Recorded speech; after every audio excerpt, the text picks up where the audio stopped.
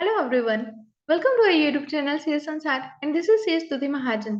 तो आज के इस सेशन में हम डिस्कस करेंगे ITC reversal, how to report the ITC reversal in GST 9 for the financial year 2021-22। Let's सी।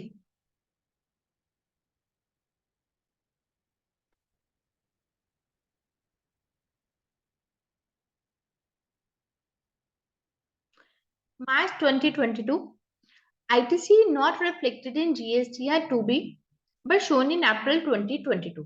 ठीक है, तो कोई ऐसा आईटीसी है जो कि आपके 2B के अंदर रिफ्लेक्ट नहीं हो रहा। कब नहीं रिफ्लेक्ट हो रहा? मार्च 2022 के अंदर। ठीक है, और आपका वो कब शो हुआ है?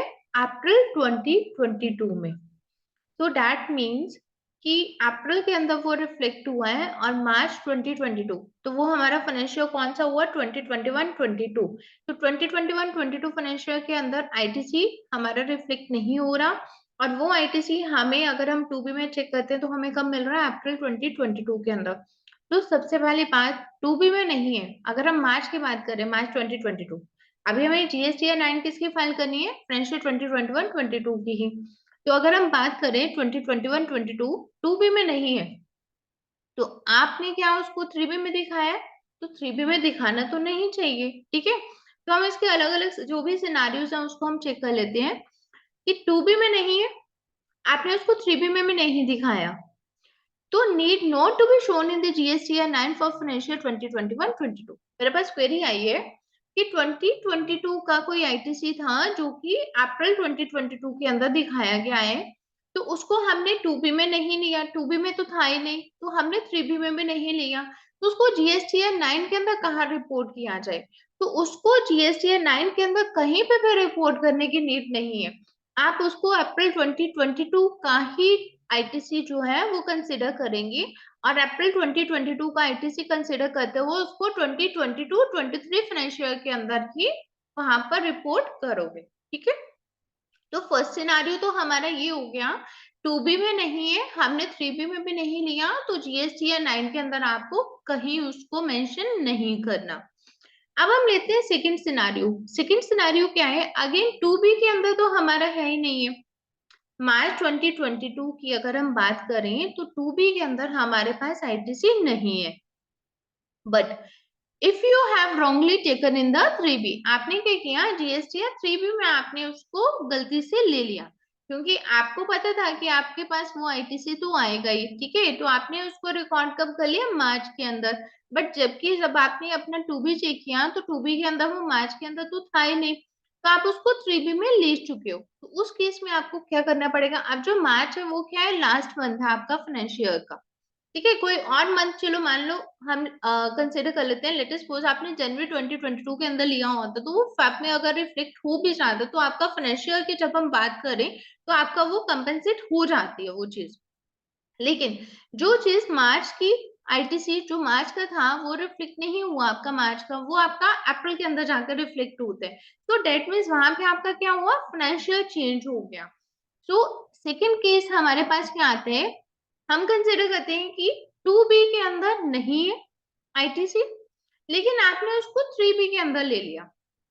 अब अगर हम 3B की बात करें तो आपको नेक्स्ट 3B फाइल करते हुए उस आईटीसी को रिवर्सल देना पड़ेगा। ठीक है, उस आईटीसी को रिवर्स करना पड़ेगा। आईटीसी को रिवर्सल देने का मीनिंग क्या हुआ? आपको उतने की टैक्स लायबिलिटी पे करनी पड़ेगी। कैसे? DIC 03 फाइल करके जो हम पे कर देते हैं।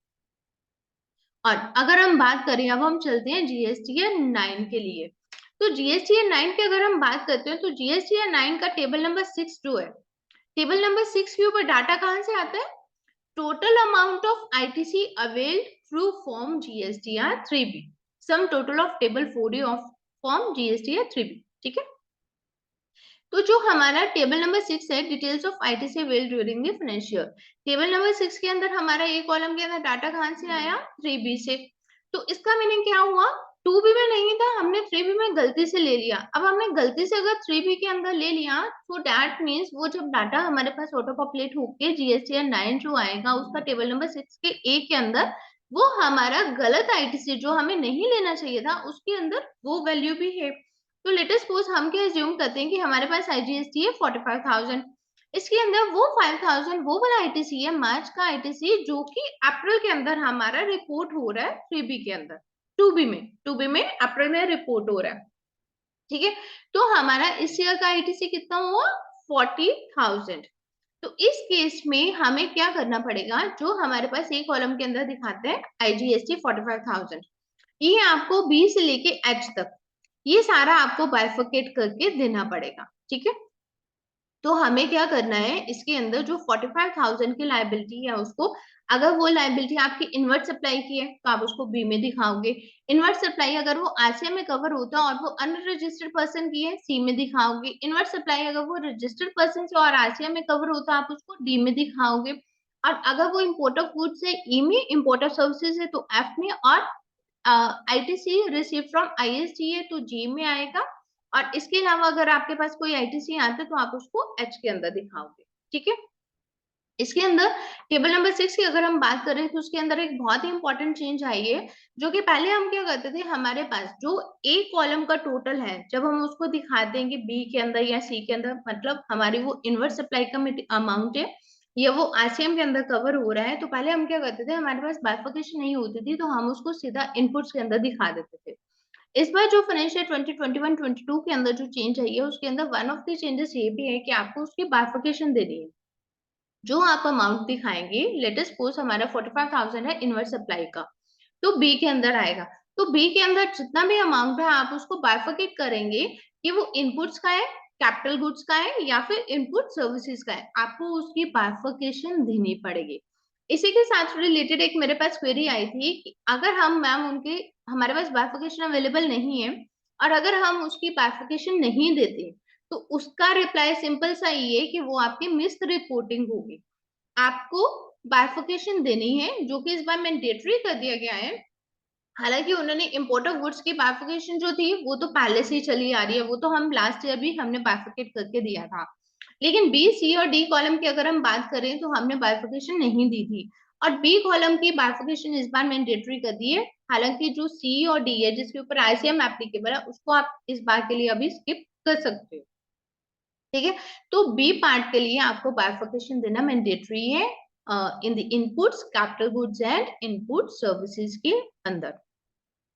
अब हम बात करते हैं कि हमने क्या बोला कि मार्च 2022 की जो हमारी 2B थी उसके अंदर आईटीसी नहीं आया, लेकिन हमने 3B में ले लिया आईटीसी। तो दैट मीन्स हमारे पास जो 6A के अंदर आईटीसी आ रहा है वो मार्च 2022 का जो हमने गलत आईटीसी ले लिया, तो वो भी उसके अंदर एडअप होके आ रहा है। तो अगर हम कंसीडर करते हैं कि इसके अंदर 5000 वो गलत आईटीसी है, तो हमारे पास इसको डालने का सही करने का तरीका क्या है, हम क्या करेंगे 6B के अंदर जब उसको मेंशन करेंगे तो 45,000 में से हम कंसीडर करेंगे कि हमारा 5000 वो आईटीसी है जो हमने अप्रैल 2022 में क्लेम करना है। तो हम क्या करेंगे 5000 लेस करके यहाँ पे 40,000 ही डिस्क्लोज करेंगे, रिपोर्ट करेंगे यहाँ पर। ठीक है, तो यही हमारा सेकंड सिनारियो क्या कहते हैं कि 2B के अंदर आपके पास नहीं है लेकिन आपने रोंगली 3B में ले लिया है।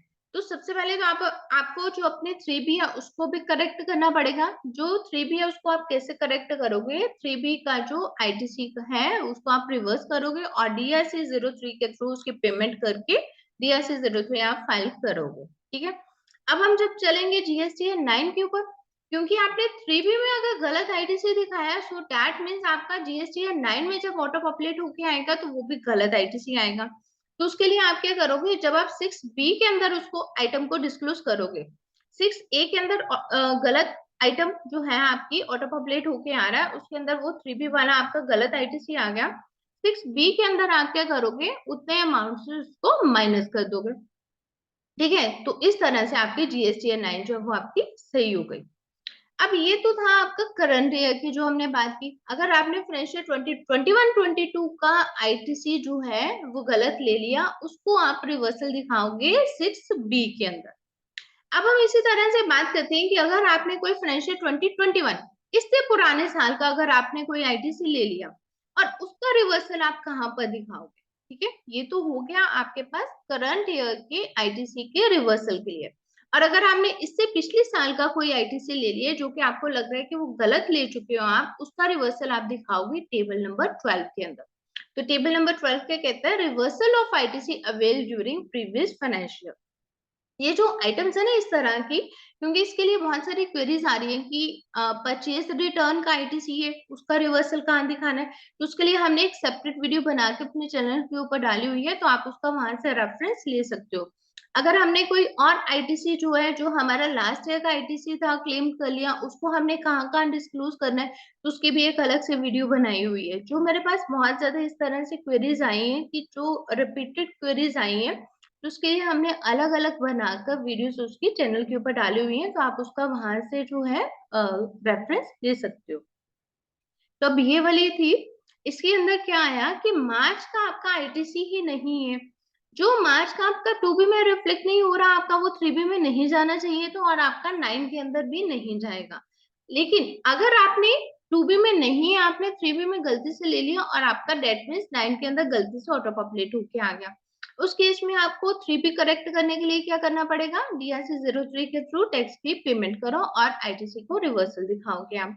और जीएसटी 9 को करेक्ट करने के लिए आपको क्या करना पड़ेगा कि टेबल नंबर 6B से आपको लाइबिलिटी जो है वो आईटीसी जो है उसका रिवर्सल देना पड़ेगा। ठीक है, टेबल नंबर 6 क्या होता है, इसके अंदर डिस्क्लोजर ऑफ आईटीसी रहते हैं, details of ITC will during the financial. तो आपको क्या करना पड़ेगा इस केस में, reduce from table number 6B, तो 6B से आप उतने का आईटीसी जो है वो कम करके दिखा दो, तो आपका जीएसटी 9 जो है वो सही हो जाएगा। और अगर आपने कोई फाइनेंशियल 2021 का इस तरह से आईटीसी ले लिए, तो उसको आपने पिछले साल का आईटीसी का रिवर्सल दिखाना चाहते हो, तो वो आपको टेबल नंबर 12 के अंदर जाके आपको दिखाना पड़ेगा। और एक बात, यहाँ पर हमने जो बात की है आईटीसी को रिवर्सल करने की, ये क्यों बात कर रही है, क्योंकि ऑटोमेटिकली जो 6B से लेके 6S तक की वैल्यूज है, ये हमारी वैल्यूज कहाँ पे जाती है, टेबल नंबर 8 के अंदर। अगर हम बात करें तो टेबल नंबर 8 क्या बात करता है, अदर आईटीसी रिलेटेड इंफॉर्मेशन। अब अदर आईटीसी रिलेटेड इंफॉर्मेशन के अंदर क्या होगा, आईटीसी एज पर जीएसटी या 2A, इसका ए पार्ट क्या बोलते हैं, आईटीसी एज पर जीएसटी या 2A, टेबल 3 एंड 5 क्या होता है, टेबल 3 के अंदर सारी परचेज आती है हमारी, और 5 के अंदर हमारी अगर कोई परचेज रिटर्न है तो उसने नेट आईटीसी करके वहां पे मेंशन कर दिया।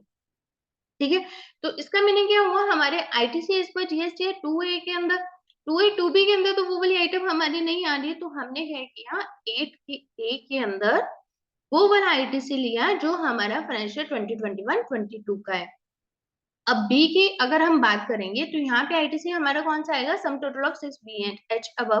तो 6B और H के लिए जब हम रेफरेंस पे जाते हैं तो 6 का B से लेके H तक का उसने टोटल लेना है। आपने गलती की 3B के अंदर, 3B के अंदर जो गलती की वो आपके ऑटो पॉपुलेट होके आई A के अंदर, तो उसने A कॉलम को नहीं उठाना। अब आपने जो A की बाइफिकेशन देनी है वो B से लेके H तक देनी है, तो मेक श्योर कि जो B से लेके H तक दो, अगर आपने A के अंदर कुछ गलती होके ऑटो पॉपुलेट भी वो गलत होके आ गया, तो उसकी करेक्शन आप B से लेके H तक कर लो। जब आप उसकी करेक्शन करोगे B से लेके H तक, तो वो आइटम आपकी चली जाएगी टेबल नंबर 8 के B के अंदर। अब आईटीसी एज पर जीएसटी है 2A, 2A 2B के अंदर हमने अभी क्या बात की कि वो आईटीसी जो है वो अप्रैल 2022 का है, इसके अंदर वो आइटम नहीं आ रही है। जब हम इसके अंदर ITC as per sum total of 6B and 6H अब भी कर देंगे, तो हमने उसको कॉरेस्पॉन्डिंग मैच कर दिया कि अब दोनों के अंदर वो आइटम नहीं आ रही है।